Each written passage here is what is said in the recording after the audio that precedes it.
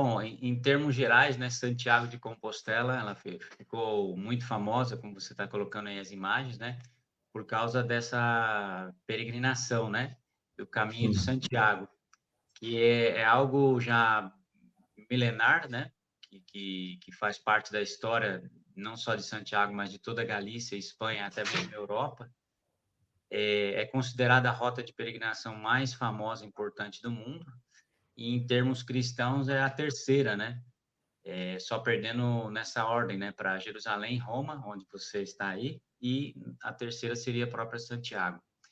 Então, o que acontece? O nome Santiago de Compostela, né, Glauber, baseado tanto em, digamos, fatos históricos, como também uma questão um pouco de tradição, Santiago se refere a Tiago, né? Tiago Maior, um dos seguidores de Jesus, que supostamente, né? Então, assim, nós não temos prova, mas existe, por exemplo, tem um capítulo no livro de Atos que menciona sobre a morte dele, né? Então, nós sabemos que, além do próprio Jesus, né? O movimento no livro de Atos, né?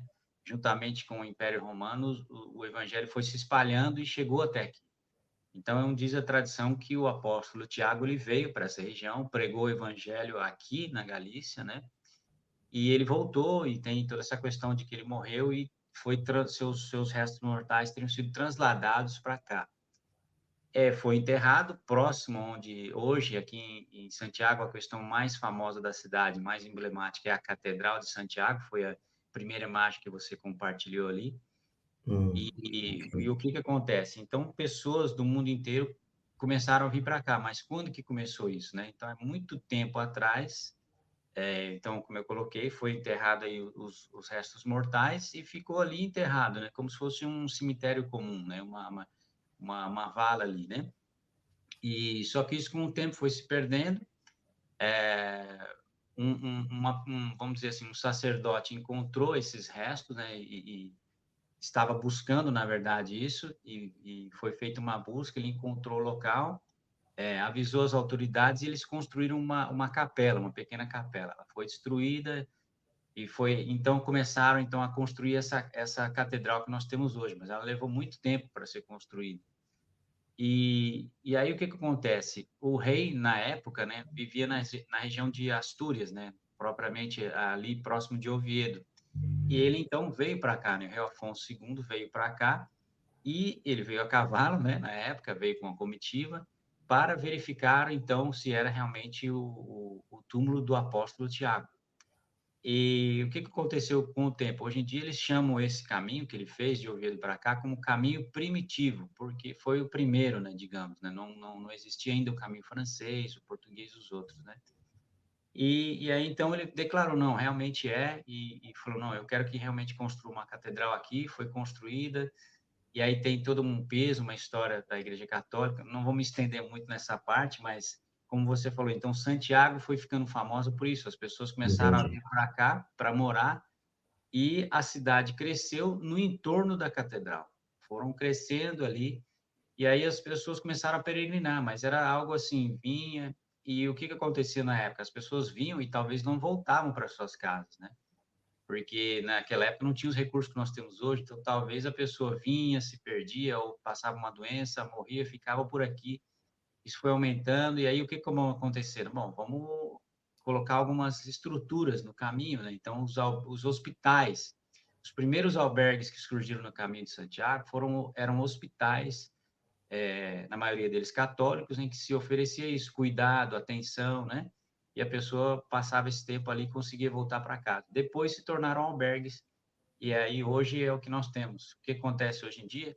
430 mil pessoas em média, 430 mil, isso mesmo, elas vêm até essa cidade que você viu. Então, a cidade de Santiago é como se fosse o final do funil, né? Dessa aglutinação. Todos vêm para cá. Uhum. E a maioria deles, eles acham que o caminho termina em Santiago, ou seja, eles vêm, muitos são católicos, então existe a cultura, né, de chegar aqui, ir até a catedral, uma série de questões, mas existe uma outra cidade, que eu posso depois mencionar agora, ou mais para frente, que realmente tem mais a ver com o que está na Bíblia, mais especificamente no livro de Atos, capítulo 1, verso 8, né? onde Jesus, né, disse, né, então, e sereis minhas testemunhas, né, em Jerusalém, Judéia, Samaria e até aos confins da terra. Lembrando que aí o que acontece, o contexto na época, estou me estendendo um pouquinho, mas Tranquilo. os romanos, entre aspas, eles conquistaram e o mundo conhecido vinha até aqui. A América não havia sido descoberta ainda por eles, né? E então isso é um fato importante, porque existe uma cidade próxima aqui, uma cidadezinha pequenininha, não tem a relevância de Santiago, né? Mas o nome da cidade no idioma local chama-se Finisterre e ela quer dizer literalmente o final da Terra.